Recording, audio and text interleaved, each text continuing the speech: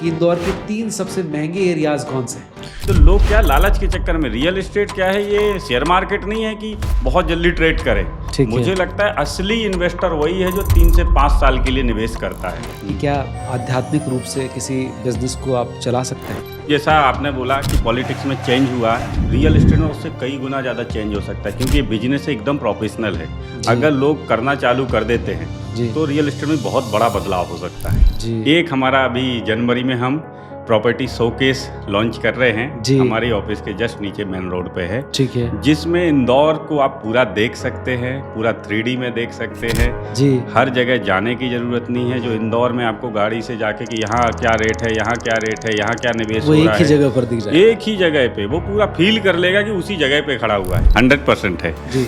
हम एक बहुत ग्रीनरी के साथ एक टाउनशिप लाना चाहते हैं, जिसमें हम स्वयं भी रहेंगे, हमारा रियल मेकर परिवार और हमारे इन्वेस्टर भी रहेंगे। अरे वाह। और हर एक त्योहार हम बहुत एक परिवार समझो कि उसमें हम रहेंगे। ये कब बनाने वाले और कहाँ बना रहे हैं? हम ये इसको हमारा बहुत अच्छी प्लानिंग है, शहर के बहुत अच्छी जगह हम लाना चाहते हैं इसको। और ये पूरा हम जो काम कर देंगे वो 2030 से पहले इसको कंप्लीट भी कर देंगे और हम वहाँ रहने भी पहुँच जाएंगे। रियल एस्टेट में इन्वेस्ट करना एक लमसम अमाउंट का इन्वेस्टमेंट होता है जी। अब एक लोअर मिडिल क्लास का इंसान जिसके पास लमसम में बहुत अमाउंट नहीं है जी, वो कैसे इसका हिस्सा बने बेचारा?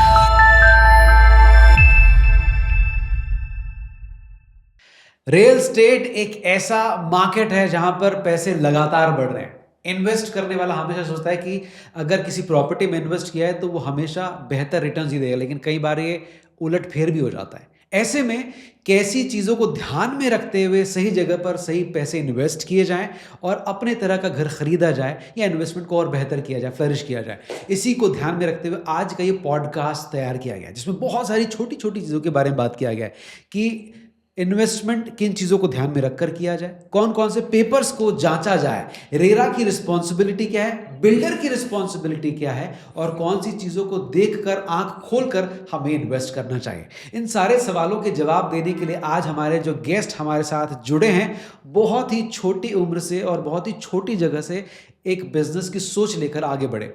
जिस गाँव से ये बिलोंग करते हैं उसकी पॉपुलेशन सिर्फ 150 थी और आज ये 300 से ज़्यादा लोगों को रोज़गार दे रहे हैं और एक बहुत बड़ा ख्वाब है कि 1 लाख से ज़्यादा लोगों को रोज़गार देना है, अपने पैरों पर खड़ा करना है। हमारे साथ हैं मिस्टर विनय यादव जो कि रियल मेकर के फाउंडर एंड CEO हैं, आज हमारे शो पर हैं। तो आपके दिमाग में जो भी डाउट्स हैं रियल एस्टेट को लेकर, इन्वेस्टमेंट को लेकर, वो आज सारे क्लियर कीजिए। तो आइए शुरू करते हैं द नवनीत शो। विनय भाई, सबसे पहले बहुत स्वागत आपका द नवनीत शो पे। Thank you sir, thank you. हम हमेशा बात करते हैं ऐसे लोगों के बारे में जो बहुत ज़मीन से उठ के ऊपर तक पहुंचे होते हैं। वैसे आप इस चीज़ को नहीं मानते कि आप सक्सेसफुल हैं, लेकिन हम जानते हैं कि आप कितना खूबसूरत काम कर रहे हैं। मैं आपको बता देना चाहता हूं कि जिस गांव से ये आते हैं, सेंधखुरी से, उसकी पॉपुलेशन 150 लोगों की भी नहीं होगी और आज की तारीख में ये 300 लोगों से ज़्यादा लोगों को एम्प्लॉयमेंट दे रहे हैं। अपने आप में एक अचीवमेंट है। रियल एस्टेट जो अपने आप में एक बहुत बड़ा मार्केट बनकर उभरा है, उसमें आप जैसे लोग जो हैं लोगों को बहुत इंस्पायर करते हैं और कई सारे लोगों के ख्वाब को पूरा करना, उनके घरों को प्रोवाइड कराना, ये सब काम आप कर रहे हैं। उसके लिए सबसे पहले बहुत सारी शुभकामनाएं आपको। Thank you sir, thank you. ऐसा कहा जाता है विनय भाई कि रियल एस्टेट का जो सेक्टर है ये बड़ा अनऑर्गेनाइज्ड है ना? हर व्यक्ति के मुंह से ये बड़ी कॉमनली बात सुनने में आती है। अगर आपसे पूछा जाए कि इसको ऑर्गेनाइज्ड करना है तो कौन सी चीज़ रोक रही है? देखिए, मुझे लगता है कि रियल एस्टेट बिल्कुल हकीकत बात है कि अभी अनऑर्गेनाइज है। अगर इसको ऑर्गेनाइज तरीके से काम किया जाए ना तो देश में सबसे ज़्यादा रोजगार देने वाला ये सेक्टर बन सकता है। और काफ़ी लोग इस पे प्रयास भी कर रहे हैं, देश में बहुत सारे लोग काम कर रहे हैं, हम भी उसमें से काम कर रहे हैं कि इसको ऑर्गेनाइज वे में, क्योंकि एक तो जीवन भर की पूंजी इंसान निवेश करता है। मैंने देखा आजकल मध्यम वर्गीय लोग भी रियल एस्टेट में जुड़ चुके हैं, वो चाहते हैं कि वो भी निवेश करें और आगे बढ़े। तो इसको ऑर्गेनाइज करने के लिए गवर्नमेंट ने रेरा लाए, पर रेरा के बाद काफ़ी कुछ चेंजेस हुआ भी हैं। पर इसके बाद अब हम प्राइवेट सेक्टरों को इसमें काम करने की बहुत ज़्यादा ज़रूरत है। गवर्नमेंट ने नियम बना दिए हैं, उस नियम को फॉलो करना, उस पर काम करना, साथ में जो आसपास क्या बोलते हैं ना, एक मछली पूरे तालाब को गंदा कर देती है। ठीक बात। तो कोई थोड़ा सा भी करता है उसमें 90% लोगों पे भी सवाल खड़े होने लगते हैं। जी। तो इसमें हमको इसके गवर्नमेंट को भी रेरा के साथ इसकी मार्केटिंग करनी चाहिए कि रेरा क्या है। रेरा ला तो दिया, पर रेरा के बारे में अभी सभी लोग नहीं जानते हैं। ये पता सबको कि रेरा है, पर इसकी अभी मार्केटिंग करने की भी जरूरत है।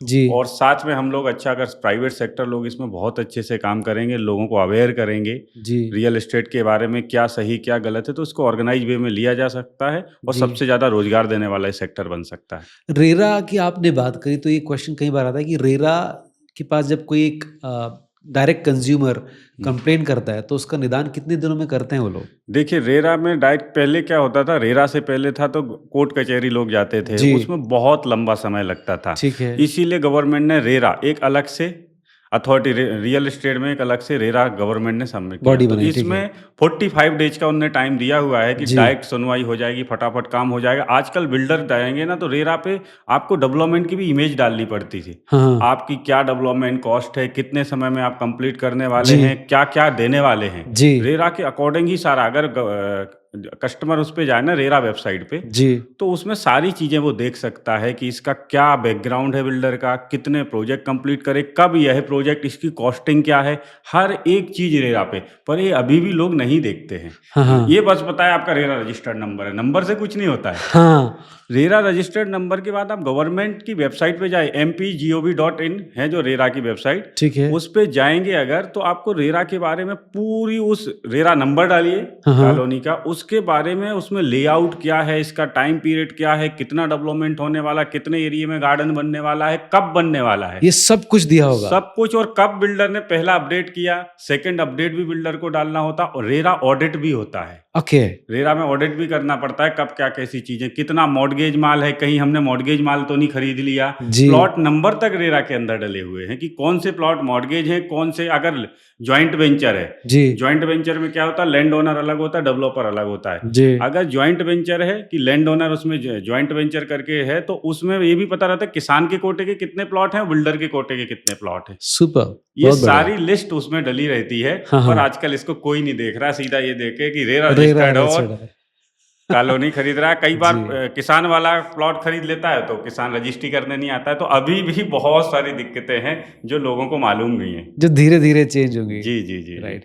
इंदौर में जो डेवलपमेंट पिछले 3 या 4 सालों में देखा है, देखा जाए तो ज़मीन के भाव जिस तरह से बढ़े हैं, जी। पूरे हिंदुस्तान में देखा जाए तो टॉप 10 में इंदौर का नाम भी आता है, इसमें जिस तरह से रिटर्न्स लोगों को ज़मीन में या इन्वेस्टमेंट में मिल रहे हैं। जी। अगर मैं आपसे पूछूं, इंदौर के लोग जानना चाहें अगर, कि इंदौर के 3 सबसे महंगे एरियाज कौन से हैं?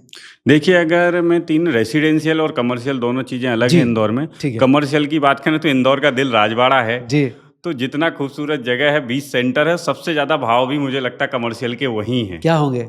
वहाँ पे मुझे अभी जो मैंने सुना था, जो वहाँ भाव है 1 लाख प्लस के भाव हैं कपड़ा मार्केट और राजवाड़ा में। अच्छा हाँ, ठीक है तो कमर्शियल में मुझे सबसे ज़्यादा राजवाड़ा ही में है। और ठीक है रेसिडेंशियल में देखें तो विजयनगर एरिया ने बहुत ग्रोथ की, ठीक है क्योंकि डेवलप हो चुका है। अब बीच सेंटर के नाम से हम विजयनगर को जानने लगे हैं। जी 140 में जो आईडे की स्कीम 140 है, जी इसमें रेसिडेंशियल के बहुत अच्छे भाव हैं और बहुत ग्रोथ किया इस सेक्टर। ठीक है और दूसरा मैं देखता हूँ कि अपना ये साकेत वाला एरिया, जी यहाँ पे भी बहुत अच्छे भाव हैं रेसिडेंशियल के। ग्रेट। तो ये एरियाज हैं सबसे ज़्यादा सबसे फ्लरिश महंगे और बूम एरिया कर रहे हैं। हाँ, सबसे ज़्यादा बूम और सबसे महंगे हो चुके हैं। अब तो यहाँ कोई रेसिडेंशियल वाला ही जाता है इन्वेस्टर के लिए। अभी मुझे नहीं लगता कि अब वहाँ इन्वेस्टर कोई जाता जी होगा। जी जी जिसको घर बनाना है वही वहाँ पे वही निवेश। वहां पर रहेगा। सही जी। बात। एमपी गवर्नमेंट की अगर बात की जाए, किस तरह से वो और बेहतर कंट्रीब्यूट करके रियल एस्टेट सेक्टर को और बेहतर कर सकती है, अगर हम जानना चाहें? मुझे लगता है गवर्नमेंट बहुत अच्छा कर भी रही है। रेरा अब जैसे नियम तो लाए हैं, साथ में अब एमपी गवर्नमेंट ने बहुत सारी चीज़ें रियल एस्टेट के लिए करना शुरू किया है। जी लेकिन जैसे रेरा लाने के बाद मैंने अभी आपको बताया कि मार्केटिंग, हम लोग तो मार्केटिंग कर रही है कि रेरा रजिस्टर्ड प्रोजेक्ट है। ठीक बात है। साथ में गवर्नमेंट को कि रेरा से लाने के, गवर्नमेंट इस चीज़ को बताएगी तो पब्लिक ज़्यादा ट्रस्ट करती है हाँ कि हाँ ये हाँ गवर्नमेंट की तरफ से बताया गया। ठीक बात है। और गवर्नमेंट ने ये नियम लाया तो हम सबको फॉलो करना है इसको। अभी भी हाँ ना तो यूजर कई बार फॉलो करता है, ना बिल्डर फॉलो करता है, सब लोग प्री लॉन्चिंग की ओर जा रहे भाग हैं। रहे हैं। हाँ और मुझे लगता है कि जहाँ गवर्नमेंट ने जो नियम बनाया कि रेरा के बाद ही चीजें करनी है, तो रेरा के हाँ बाद इससे जीवन भर आपकी पूंजी सेव है।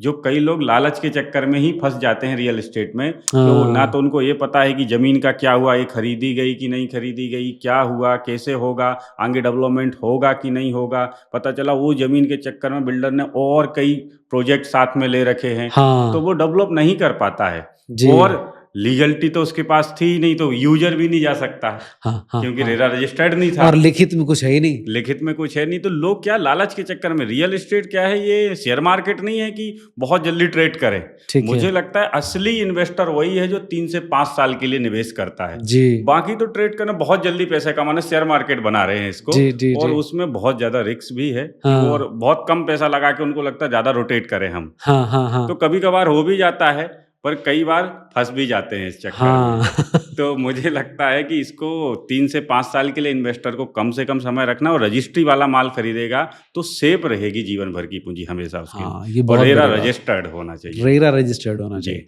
विनय भाई, ऐसा हम लोगों ने हमेशा सुना है कि लोग कहते थे कि पॉलिटिक्स में मत जा, बड़ी गंदी जगह है। जी, जी। ऐसे ही बाद में कहा जाने लगा रियल एस्टेट के लिए। जी। पॉलिटिशियंस ने, कुछ अच्छे लोग आए और ये मिथ जो है तोड़ा। जी। बहुत पढ़े लिखे लोग आए पॉलिटिक्स में और सच में सिनेरियो चेंज हुआ है। जी। क्या रियल एस्टेट के लिए अब भी ये मिथ या धारणा बनी हुई है? नहीं, अभी काफ़ी कुछ चेंज हो चुका है, पर अभी बहुत कुछ चेंज होना बाकी है। ओके। अगर बिना पढ़े लिखे लोग इतना चेंज कर सकते हैं, तो पढ़े लिखे की पूरी इंडस्ट्री ही बदल जाएगी। मैं तो चाहता हाँ। हूँ कि पढ़े लिखे लोगों की ही ज़रूरत है इसमें। जी, जी। अगर वो लोग आएंगे, अलग तरीके से काम करेंगे, अलग विजन होगा उनका, बहुत सारी चीज़ें देश को मिलने वाली हैं। जी। तो मैं चाहता हूँ, जैसा आपने बोला कि पॉलिटिक्स में चेंज हुआ, रियल एस्टेट में उससे कई गुना ज़्यादा चेंज हो सकता है, क्योंकि ये बिजनेस एकदम प्रोफेशनल है। जी। अगर लोग करना चालू कर देते हैं, जी। तो रियल एस्टेट में बहुत बड़ा बदलाव हो सकता है। जी। ऐसा एक पॉडकास्ट में मैंने किसी से पूछा था कि जो हम लोग बिज़नेस करते हैं, क्या उसको स्पिरिचुअली किया जा सकता है? अगर यही क्वेश्चन आपसे पूछा जाए कि हुँ। क्या आध्यात्मिक रूप से किसी बिज़नेस को आप चला सकते हैं? 100% चला सकते। देखो, जो देश में या पूरे वर्ल्ड में सबसे ऊपर टॉप पे अगर लीड कर रहा है बिजनेस को, हाँ। तो कहीं न कहीं वो अध्यात्म से जुड़ा हुआ होगा। या तो हमको पता होगा या नहीं पता होगा, कई लोग अपनी हर एक चीज़ नहीं बताते। जी। पर अध्यात्म के बिना इतना बड़ा इंडस्ट्री खड़ी कर ही नहीं सकता, और इतनी ईमानदारी से बिजनेस, अध्यात्म से जुड़ा हुआ व्यक्ति सच्चाई समझता है। जी। और जब वो सच्चाई समझता है ना, तो उसको बहुत ही अच्छे तरीके से करता है। उसको पता जी। होता है कि एक दिन ये सब कुछ जाना है, तो इसलिए हमको ईमानदारी से काम करना है, जी। और हमको अपने लिए नहीं, समाज के लिए करना है। जी। तो कहीं न कहीं जब बिज़नेसमैन अध्यात्म से जुड़ जाता है, तो जी। देश को बहुत कुछ मिलता है, पूरे जी। वर्ल्ड को बहुत कुछ मिलता है, और हर बिज़नेसमैन को अध्यात्म से जुड़ के ही काम करना, और उसको भी बहुत कुछ मिलता है। जी। जो अध्यात्म से नहीं जुड़ता है नवनीत भाई, हाँ। उसके दिमाग में टेंशन बहुत होती है, जी। उसको खोने का बहुत डर रहता है जी। कि सब कुछ छूट ना जाए, कहीं कुछ रह ना जाए। वो इतनी टेंशन में रहता है कि रातों की नींद गायब हो जाती है, जी। क्योंकि उसको सब कुछ बनाए रखना है। हाँ। और अध्यात्म से जुड़े हुए व्यक्ति को सच्चाई पता होती है कि जी। एक दिन सब कुछ जाना है। जी। इसलिए जो काम करो बहुत ईमानदारी से करो, पब्लिक जी। के लिए करो, और बड़ी ही शांति। मुझे तो लगता है जो अध्यात्म से जुड़ा हुआ व्यक्ति बिजनेस एक संत के समान होता है वो। अरे वाह! बहुत खूबसूरत बात करी। जी। संत की बात करी आप, तो आपके पसंदीदा संत, वैसे पसंदीदा संत कहना शब्द सही नहीं होगा, लेकिन कौन है जिनको आप सबसे ज़्यादा पूजते हैं या मानते हैं? देखिए, मैं 2 लोगों को, अभी मैंने बहुत बड़ा जीवन तो नहीं जिया, पर जी। जितना जिया, जितनी जर्नी है, जी। तो मैं 2 लोगों को मेरे लाइफ में उससे चेंजेस आया। जी। एक तो मैंने ओशो को भी सुना, अरे वाह! तो उसको, उनको सुनने, ओशो को क्या है, लोग दूर से मानते हैं ना उसको, जो जानते नहीं, हाँ, हाँ। जिन्होंने पढ़ा नहीं, जिन्होंने सुना नहीं, वो क्या बात बोलते हो, क्या दिल पे लगती है, कि जी। क्या सच्चाई क्या है जीवन की। ठीक है। दूसरा, मैंने अभी प्रेमानंद महाराज जी के भी अरे! प्रवचन क्या सुनना बात है। शुरू जी, किया, जी। और लगता है कि वाक़ई में सुनते ही रहे, हाँ। और ऐसा लगता है कि जीवन में अब कोई उद्देश्य मिला है, जो हमको करना है। बिज़नेस के साथ कोई नया उद्देश्य मिला है, और ईमानदारी के साथ अब हमको अपने लक्ष्य पे कोई डाउट नहीं है। जब से इन दोनों को सुना है, जी। तो हमारा लक्ष्य, और हमको यही काम करके हमको भागना नहीं है कि हाँ। यार ये सब पाने के लिए समाज छोड़ना है या बिज़नेस से अलग हटना है। हमको यहीं रह के भी हम ईश्वर की प्राप्ति कर सकते हैं, अगर अपने काम को ईमानदारी से करते हैं, अपने काम में आध्यात्म के साथ करते हैं। जी। ओशो ने एक बहुत अच्छी बात बोली थी, जो मुझे आज भी जी। याद है, कि दुनिया जो भाग रही है, धर्मों के पीछे भाग रही है। कोई हाँ। सिख है, कोई मुस्लिम है, कोई हिंदू है, जी। ईश्वर के पीछे भाग रही है। हाँ। और मुझे लगता है कि ईश्वर के पीछे ना भाग के आनंद के पीछे भागना चाहिए। हाँ, हाँ, हाँ, हाँ। तो ये लड़ाई ही खत्म हो जाएगी। सही बात है। ईश्वर के पीछे मुस्लिम को लगेगा कि यार अल्लाह है, हिंदू को लगेगा ये है, सिख को अलग लगेगा, ईसाई को अलग रहेगा। लेकिन अगर ईश्वर के पीछे ना भाग के और हम आनंद के पीछे, तो हम एकत्रित हो सकते हैं, सही एक बात है। साथ आ सकते हैं। हाँ। और आनंद ही ईश्वर है आनंद ही ईश्वर है। ना? सही बात तो है। इस परिभाषा को अगर देखें, तो हमको कहाँ आनंद मिलता है, उस जी। चीज की ओर अगर हम जाएंगे, जी। तो ये लड़ाई झगड़े भी खत्म हो खत्म हो सकते सकते हैं। हैं। ईश्वर कभी नहीं चाहता कि हम लड़ें, हम हाँ। प्रेम से रहें और हाँ। आगे बढ़ें।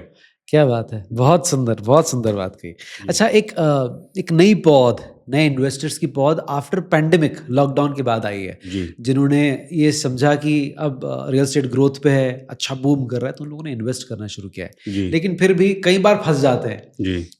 ऐसे में नए इन्वेस्टर्स को आप क्या सुझाव देना चाहेंगे? मैंने बोला नहीं, अधिक लालच जो होता है ना कि जल्दी से जल्दी रोटेट कैसे करना है प्रॉपर्टी को, हाँ, आप कहाँ निवेश कर रहे हैं उसका आपके पास अगर कारण नहीं है, हाँ, क्यों कर रहे हैं, वहाँ क्या इन्वेस्टर को क्यों रिटर्न मिलेगा, क्या नया डेवलपमेंट होने वाला है, कैसे रेट बढ़ने वाले हैं और बाहर आप कैसे होंगे, जी, क्या वहाँ यूजर आने वाला है 1-2 साल में? अगर हाँ, यूजर आने वाला है तो ही निवेश करें, क्योंकि इन्वेस्टर क्या होता है, इन्वेस्टर और यूजर के भी, बिल्डर के और यूजर के बीच हाँ, इन्वेस्टर एक हाँ, बांध होता है, यस, क्योंकि बिल्डर इतना वेट नहीं कर सकता है ठीक बात है। कि यूजर तक, उस बीच हाँ, आता है इन्वेस्टर और एक वो बांध की तरह काम करता है। हाँ, हाँ, पर इन्वेस्टर को इतनी जल्दी होती है कि जल्दी से जल्दी बाहर कैसे हो जाए। मैं हाँ, बोलता हूँ 3 साल का माइंडसेट, असली इन्वेस्टर वही है जो 3 साल का माइंडसेट लेके चलता है। ठीक है। तो अगर वो उतना समय वेट कर लेता है और यूजर यहाँ आ सके, 3 साल के अंदर वहाँ यूजर घर बना सकता है तो ही निवेश करे।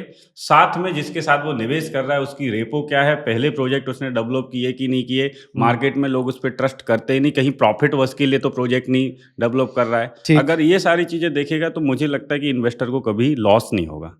जी, एक ड्यू डिलिजेंस की बात ज़रूर करना चाहिए कि कौन-कौन से दस्तावेज़, कौन-कौन से पेपर जो हैं, एक आम इंसान को इन्वेस्टमेंट के पहले चेक करने चाहिए। देखिए, अगर वो बिल्कुल शुरुआती में निवेश कर रहा है, तो उसको पहले सारी चीज़ें, क्या डेवलपर के बीच लैंड की रजिस्ट्रेशन हो चुका है? पहली उसने चीज़, वो ठीक लैंड है। खरीदी या नहीं? कई बार क्या है, हाँ, एग्रीमेंट पे ही रहती है और पैसे नहीं जाते लैंड ओनर। बाद में अगर इंस्टॉलमेंट नहीं गई तो लैंड ओनर फिर डेवलपर को वहाँ पे काम नहीं करने देता है, तो ओके। उसमें विवाद आ जाता तो है। सबसे पहले रजिस्टर्ड वहाँ पर होना हाँ, चाहिए। डॉक्यूमेंट रजिस्टर्ड हुआ उसके नाम से या नहीं हुआ। ठीक है, दूसरा, टीएनसी डायवर्सन विकास अनुमति, ठीक है है। ना? डेवलपमेंट परमिशन आ चुकी है, क्योंकि जब से पहले, सबसे पहले जो होता है, लैंड को खरीदने के बाद कच्ची लैंड होती है, हाँ, उसको अगर डेवलपर ने खरीदा तो हाँ, सबसे पहले होती है TNCP, town and country planning. ठीक है, टीएनसी से पहले भी कई विभाग से परमिशन लेनी होती है, कहीं ठीक ये है, वन विभाग की जमीन तो नहीं है, कहीं ग्रीन बेल्ट तो नहीं है, हर एक विभाग से एनओसी होती है। ठीक है। गवर्नमेंट की कोई नई योजना तो नहीं आने वाली, इसमें से कोई रोड निकलने वाला तो नहीं ओह है, हो, हो! ये यस, सब क्लियर हो जाता है टीएनसीपी पे। ठीक है, अगर टीएनसी मिल गई तो यानी हर विभाग ने एनओसी दे दी है दे दी इनको, है। है ना? टीएनसी के बाद होता है डायवर्सन, हाँ, है ना? Diversion, right. डायवर्सन के बाद होता है कि ये डाइवर्ट अब कृषि क्षेत्र से रेसिडेंशियल क्षेत्र में आप कन्वर्ट कन्वर्ट कर हो चुकी है। है ना? फिर विकास अनुमति, अब आप इसमें डेवलपमेंट का काम शुरू कर कर सकते हैं। सकते हैं। और उसके बाद आता है रेरा। जी, रेरा रजिस्टर्ड हो गया, यानी आप इसको अब सेल कर सकते हैं। गवर्नमेंट ने अप्रूवल दे दिया कि आपको सारे अप्रूवल मिल चुके हैं, कब आप इस लैंड को कितने समय में डेवलप करेंगे, कैसे करेंगे, रोड की चौड़ाई कितनी होनी चाहिए, कितनी पब्लिक आ रही है, पानी की टंकी की साइज क्या होनी चाहिए, ये सारी चीज़ें जी। उसमें रेरा में ध्यान देनी पड़ती है। और 9 मीटर से छोटे रोड नहीं होना चाहिए। अच्छा, हाँ, ठीक है। लोग कभी-कभी बहुत छोटे 20-25 फीट 20 फीट वाले रोड में भी निवेश, उसमें कभी रिटर्न मिलने की कोई, बहुत छोटे रोड होते हैं, बहुत छोटे। आने-जाने में भी दिक्कत। परेशानी है, 2 गाड़ियाँ नहीं निकल पाएँ हाँ, इसमें 9 से। मीटर और 12 मीटर के कम से कम रोड होना होनी चाहिए। चाहिए। हाँ, उसके साथ ही हमको निवेश करना चाहिए। और रेरा आ गया तो फिर टेंशन लेने की ज़रूरत इतनी नहीं होती है, जी, क्योंकि रेरा के बाद फिर हमारे साथ गवर्नमेंट भी जुड़ जाती है कि जी। गवर्नमेंट हमारा सपोर्ट करेगी इसमें। ठीक बात है। हर इंसान का एक ड्रीम होता है। वैसे आपका भी आई एम श्योर ड्रीम होगा कि एक ड्रीम प्रोजेक्ट है, कुछ जी। ऐसी चीज़ बनाना है कि इंदौर उसको याद रखे कि यार रियल में करनी है, कुछ बनाया था। जी। ऐसा कुछ है दिमाग में, कुछ बनाना है? 100% है। जी, हम एक बहुत ग्रीनरी के साथ एक टाउनशिप लाना चाहते हैं, जी, जिसमें हम स्वयं भी रहेंगे,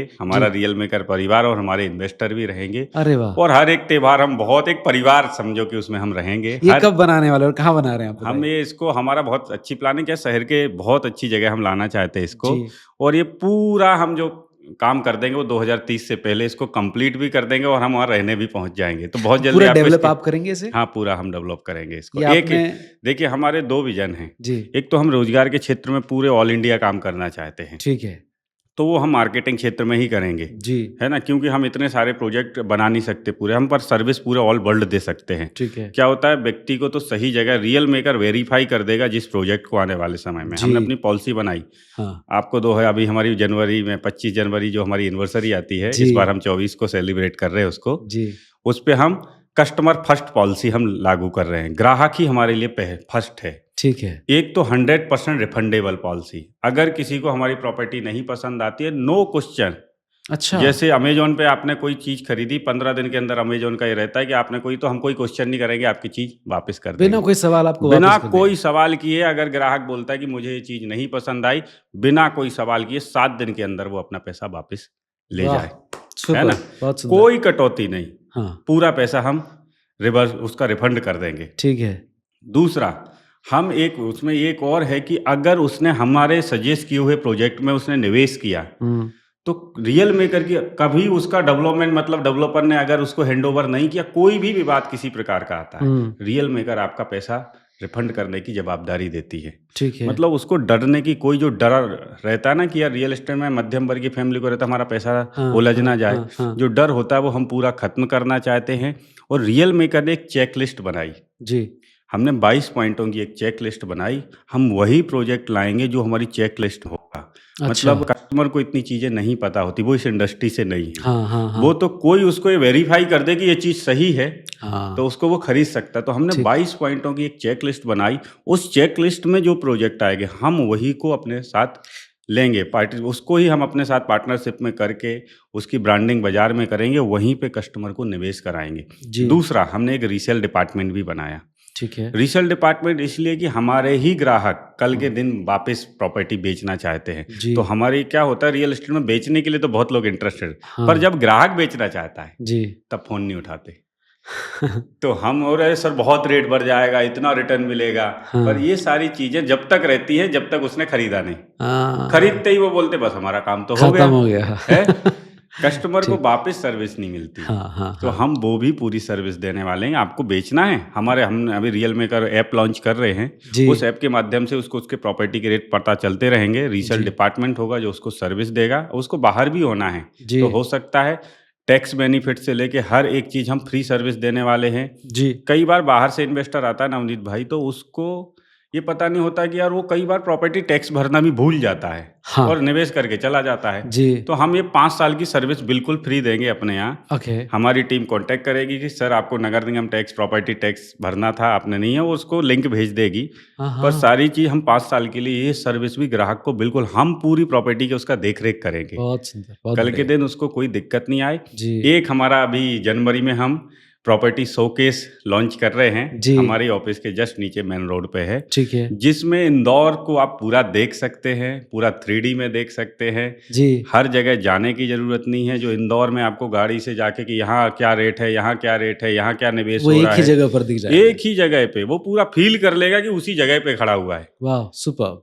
और फिर वो बोले कि उसको क्या लेना है, फिर हाँ, डायरेक्ट देखना चाहता है तो हमारी टीम डायरेक्ट उनको वहाँ उसको तक लेकर ले। जाएगी। एक और हम दे रहे हैं फ्री एडवाइस। ठीक हमारे है। यहाँ 35 साल प्लस एक्सपीरियंस वाले रियल एस्टेट में लोग हैं, जी, जिन्होंने डेवलपर के साथ भी काम कर लिया, यूज़र के साथ काम, इतना बढ़िया एक्सपीरियंस, हम उनसे फ्री एडवाइस दिलाएँगे। बहुत सुंदर, बहुत प्रॉपर्टी बढ़िया। आप कहीं भी खरीद रहे हो, आप जी। नहीं समझ पा रहे हो कि ये चीज़ सही है या गलत है। हाँ, हाँ। कई बार हम नहीं समझ पाते, हम बिल्डर को इतना नहीं जानते, लोगों को इतना नहीं जानते, हम नए शहर में आए हैं जी। और हम खरीद लेते तभी पता चलता है यार। तो हम चाहते हैं जो इंदौर में लोगों को रहता है यार इंदौर में ऐसा हो जाता है, हाँ, हाँ, हाँ, ये हाँ। पूरा काम खत्म हो जाए, हम फ्री एडवाइस देंगे। हम अपनी प्रॉपर्टी सजेस्ट भी नहीं करेंगे आपको। ओके। आप अपना डॉक्यूमेंट लेके आइए, अगर हाँ, हमको उस चीज़ का आइडिया है, चीज़ें हाँ, हैं, तो हम आपको बिल्कुल उसका सजेस्ट, ये चीज़ आप बिल्कुल खरीद लिए, ये व्यक्ति बहुत अच्छा है, इसके साथ आप जुड़ सकते हैं। हाँ, हम हाँ। ये भी नहीं बोलेंगे कि हमारी चीज़ भी वहाँ बगल में है।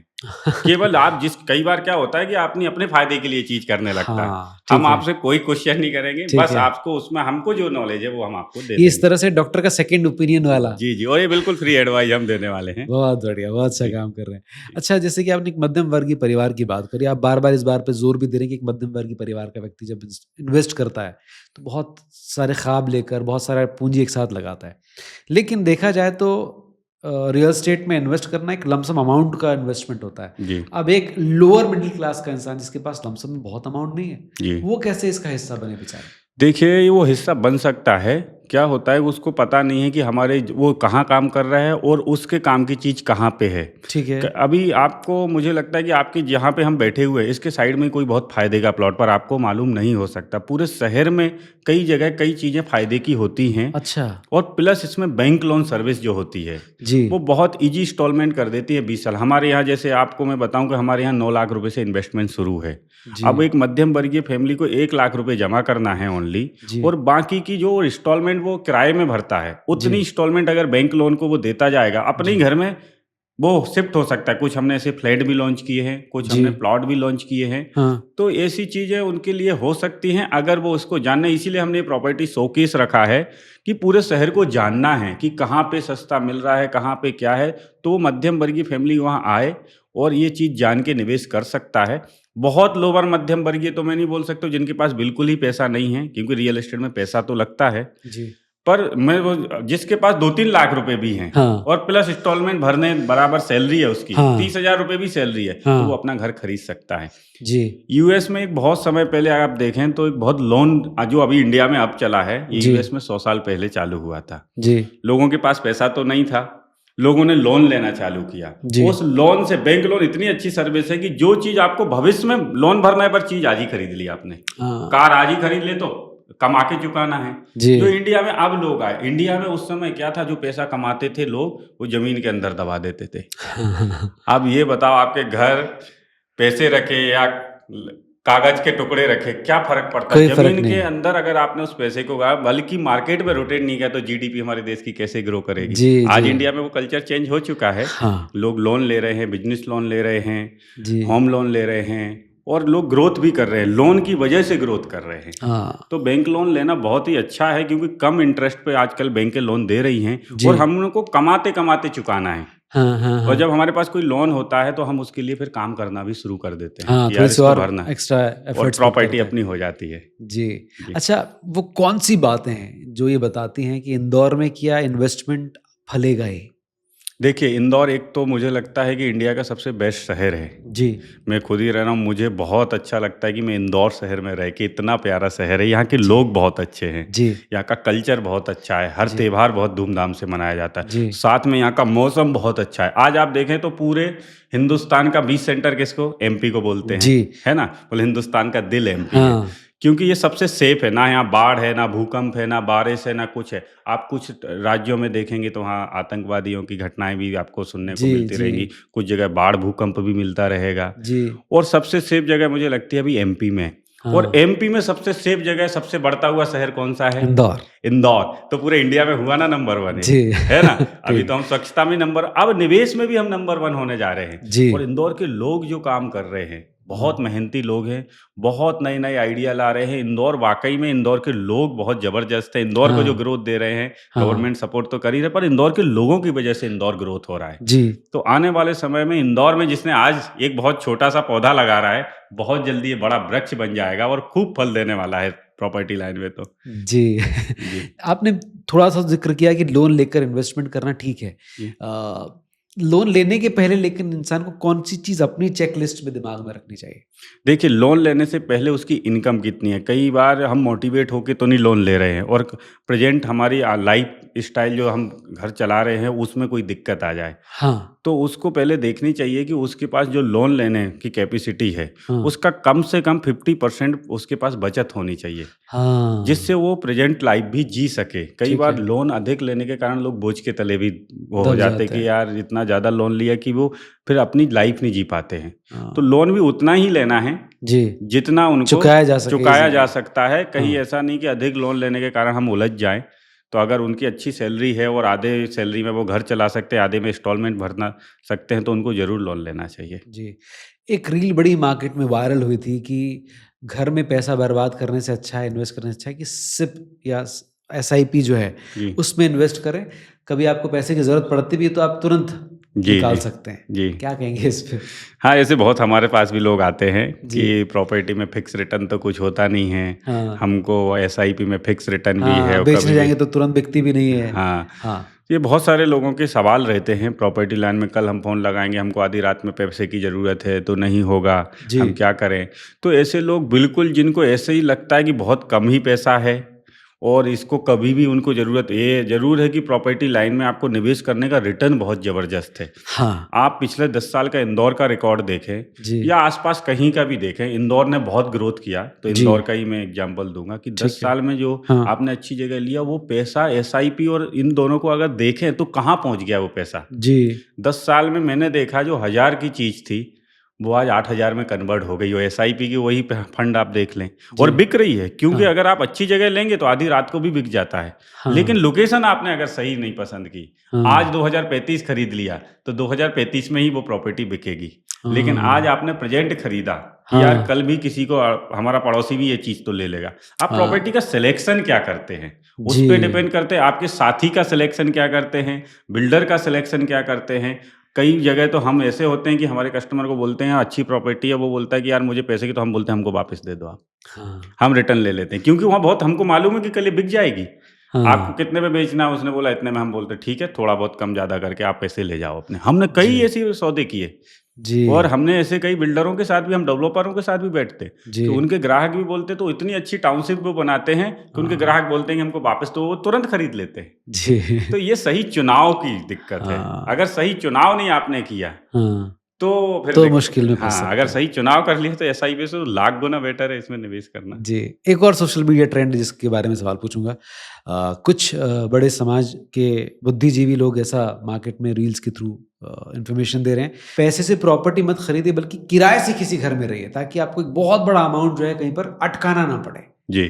सही है? ये बहुत सारे लोग देते हैं, जिनको खरीदना नहीं है वो ज़्यादा बोलते हैं ऐसी बातें। हाँ, अब देखिए, आप किसी शहर में मान लो कि आप आज पूना गए और आपको 6 महीने का ही काम है, जी, तो वहाँ प्रॉपर्टी खरीद के आप क्या करेंगे? सही है बात ना? है। वहाँ आपको आइडिया भी नहीं है, ग्रोथ के चांस भी नहीं है, आपको ऐसा पता भी नहीं है कि कल, तो वहाँ जी, प्रॉपर्टी वहाँ किराए से लेना ही बेटर है। ठीक 1 है। आध साल के लिए आपका। पर आप जिस शहर में जीवन बिताने वाले हैं, आपका परिवार वहीं रहता है, हाँ, तो उसके लिए आप किराए से कब तक रहेंगे? अपना हाँ, घर अपना होता है, घर की जो फीलिंग होती है ना, वो हाँ, बहुत सारी यादें जुड़ी होती हैं। जी, तो ये जिसको अपने परिवार के साथ, जिनसे पूछो जो जीवन भर किराए से रहते हैं, जी, उनसे जाके एक सवाल करना कि क्या आपके हाँ। पास पैसे होते तो आप किराए से रहोगे कि अपने घर में? तो वो आपको सबसे बेस्ट जवाब देंगे इस बात सही का। कहा, सही कहा। क्या परेशानियाँ होती हैं वही बता वही सकता है। बता सकते हैं, मतलब किराए का घर किराए का ही होता है, और अपना घर अपना अपना ही ही होता है। होता और है। उसके साथ में किराया आप समझो दे रहे हो जिस प्रॉपर्टी का, 40 साल 50 साल कितना किराया भर चुके होगे आप। हाँ, साथ में जिस प्रॉपर्टी में आपने निवेश कर दिया, ये हाँ। अपनी तो हो ही गई, प्लस इसकी 10-20 साल में ग्रोथ कितनी होगी, कल आप इसको सेल करने जाएँगे, तो कितने जी, गुना ज़्यादा आपको बढ़ के मिलेगा जी, पैसा। जी, जी। तो ये मुझे तो लगता है जिसको जहाँ रहना है तो अपना घर अपना होता है। बहुत सुंदर। जी, हमारे मध्य प्रदेश में रजिस्ट्री के रेट बड़े ज़्यादा हैं, जी। है ना? ऐसे में क्या वो स्टेट जहाँ पर रजिस्ट्री रेट कंपैरेटिवली कम है, वहाँ पर प्रॉपर्टी जल्दी बिकती है? जी, अपने मध्य प्रदेश में गाइडलाइन भी कम है, अच्छा, तो देखा जाए तो वो कहीं न कहीं बेनिफिट तो पर रहता है कई वो। बार गाइडलाइन से ज़्यादा ही हाँ, में पैसे बेची जाती हैं चीज़ें। हाँ, गाइडलाइन से ज़्यादा बेची जाती हैं, तो कई जगह मुझे लगता है कि जहाँ मार्केट वैल्यू पे रजिस्ट्रियाँ होती हैं, जी। वहाँ पे स्टाम्प ड्यूटी अगर कम होगी तो ज़्यादा ग्रोथ के चांस होते हैं। हाँ, हाँ। लेकिन हमारे एमपी में बहुत अच्छा, अदर राज्यों से भी बहुत अच्छा है, और इन्वेस्टर आ रहा है, जी, निवेश कर रहा है और रिटर्न भी पा रहा है। ठीक है।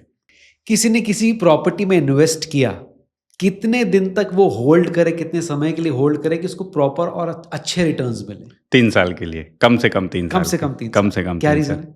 देखिए क्या होता है, एक मैच्योर होने में प्रॉपर्टी का समय लगता है, आसपास डेवलपमेंट होने में, कॉलोनी की सुंदरता आने में, घर बनने में। जब ये सारी चीज़ें कम से कम 3 साल, 18 महीने तो रेरा देता है, जी, 1.5 साल का समय, ठीक है। तो उसके अकॉर्डिंग बिल्डर। पर जब वो प्रॉपर्टी में जैसे पेड़-पौधे भी गार्डनिंग करी जाती है, जी, वो 3 साल में इतने सुंदर हो जाते हैं कि वो कॉलोनी में इतनी ब्यूटी आ जाती है, अगर हाँ, अच्छा डेवलप, इतनी सुंदर लगने लगती है, कुछ घर बनने लगते हैं। जब भी आप घर बनाते हैं, तो आप जब घर का काम शुरू करते हैं, तो आप किसी को दिखाने भी जाते हैं कि अरे मेरा घर बन रहा है, जी, मैंने यहाँ प्लॉट लिया। और जब उस घर की ओपनिंग करते हैं, तो जी, तब तो आपके बहुत सारे लोग आपको इनवाइट करते हैं, जी, और उन लोगों को लगता है कि काश यार नवनीत भाई के पास में ही मेरा घर हो जाए। आपके जी, दोस्तों को तो हर जी, व्यक्ति अच्छा पड़ोसी चाहता है। हाँ, आधी रात को भी उसकी फैमिली को ज़रूरत है, तो उसके रिश्तेदार, उसकी फैमिली वाले आस-पास रहते हैं, तो वो जी, आप भी मोटिवेट ही करोगे कि हाँ, ले लो। ले लो, सही बात है। हाँ यार, बगल में रीसेल का मिल रहा है, हाँ, मैं बता देता हूँ। तो जी, यहाँ इन्वेस्टर बाहर होना शुरू हो जाता है, और ये अच्छे रिटर्न के साथ। तो मुझे लगता है कम से कम 3 साल, और ज़्यादा रख सकता था और ज़्यादा रिटर्न मिलता है, पर 3 साल में अच्छा प्रॉपर्टी में रिटर्न मिल जाता है उसको। ग्रेट। आपने बहुत सारी कमाल की बातें हमारे व्यूअर्स के साथ शेयर करी हैं। जाने से पहले एक ऐसा थॉट जो आपको लगता है कि आप देना चाहते हैं, जो आपको लगता है कि आपकी लाइफ का सबसे बड़ा फ़लसफ़ा है और आप उस थॉट को हमेशा अपने दिमाग में रखते हैं? देखिए, मैं एक बहुत असली बात जानता हूँ कि यहाँ आए हैं तो जाना है। जी, है ना? ये 100% लोग माने या ना माने, लोग इसको भूल जाते हैं। जी, जो हमारे बीच ये समय मिला हमको, जी, बस हम इसमें समाज सेवा कैसे कर सकते हैं, लोगों का बिज़नेस के साथ-साथ अगर ईमानदारी से हम काम करेंगे, जी, तो इससे बड़ी कोई समाज सेवा। मैं बहुत मध्यम वर्गीय फैमिली में मेरा जन्म हुआ, जैसा कि आपने जी, अभी जी, मेरे जी, बताया जी, कि जहाँ 30-40 घरों का ही गाँव है। जी, और मैंने मध्यम वर्गीय फैमिली में अपना बचपन बिताया, और मैंने वहाँ जो सीखा जी, कि लोगों के पैसे की कीमत क्या होती है, कितनी मेहनत के बाद पैसा कमाया जाता है, जी, और अगर उसको कहीं कोई फ्रॉड हो जाता है उसके साथ, तो जी, कितना बड़ा धोखा लगता है उसको, और जी, जीवन जी। में वो संभल भी नहीं पाता शायद। हाँ, हाँ, हाँ। और मैंने ऐसा इंदौर में आके भी देखा कि कई लोग, मेरे पास ऐसे कई लोग आए जो प्रॉपर्टी इसलिए लेना है, उन्हें गहने बेच के प्रॉपर्टी ले रहे हैं। हाँ, हाँ, जब हाँ। उनका दर्द देखते हो ना, लगता है यार इनके लिए क्या कर दें यार, जी, कैसे इनको फ़ायदा पहुँचाएँ? जी, जो भी मेरे बस में होता है, मैं करने का प्रयास करता हूँ। मैंने जी, बोला कि कस्टमर फर्स्ट, हमने जो पॉलिसी हम 2025 में ला रहे हैं, जी। कभी उसके साथ उसको नहीं समझ में आ रहा, ना जाने किस सिचुएशन से गुज़र रहा है वो, और पे प्रॉपर्टी कैंसल करने आया, और जी। उस समय हम उसको परेशान करें।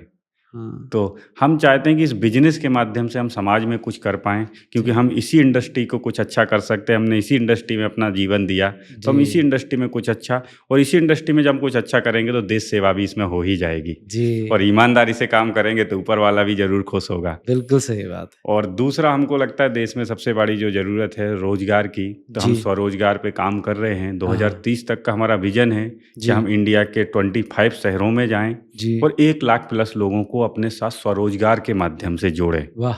कहीं न कहीं वो रोज़गार के क्षेत्र में आगे बढ़ पाएँ, जी, तो इससे हम बहुत बड़ा काम कर पाएँगे, और मुझे बहुत सुकून मिलेगा इससे कि मैं अपने जीवन में कुछ कर पाया। ईश्वर ने मुझे अगर मानव जीवन दिया, तो जी, इसका मैं कुछ सदुपयोग कर पाया। नहीं जी, तो आए-गए तो हर व्यक्ति कर लेता है। जी। आए-गए, खाए-पिए और निकल गए, तो क्या मतलब इस मानव जीवन का? सही बात, तो सही यही बात। विज़न है कि कुछ अच्छा कर पाएँ, ईश्वर ने करे। बहुत खूबसूरत। जी, ऐसे युवा मेरे ख़्याल से देश को लगातार मिलते रहे तो इस देश की तस्वीर बदल सकती है। बहुत-बहुत धन्यवाद यहाँ पर आने के लिए और रियल एस्टेट से जुड़े इतने सारे सवालों के जवाब इतनी खूबसूरती से देने के लिए बहुत-बहुत धन्यवाद। थैंक यू, बहुत बहुत-बहुत शुक्रिया। धन्यवाद आपका। Thank you.